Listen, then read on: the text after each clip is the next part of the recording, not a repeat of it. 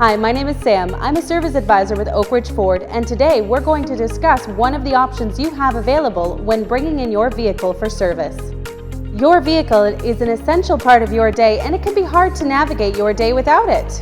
If you find yourself to be in a hurry and cannot check in with your service advisor, there is a simple solution for you.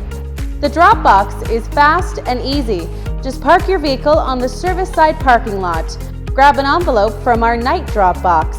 Fill out your name, phone number, your odometer reading, the year, make and model of your vehicle, and any concerns that you may have regarding your car. Place the keys in the envelope and the envelope in the drop box. Once that is done, you can get along with your day. When your service advisor is available, they will call to check your vehicle in, verify your concerns, and go over any additional issues that you may be experiencing. You can also use the drop box if you are dropping your vehicle off before or after hours. Just fill out the envelope, park along the service side, and your service advisor will check the vehicle in once the workday is started. Here at Oakridge Ford, we do our best to make your time with us as convenient as possible. If the drop box option is right for you, don't hesitate to use it.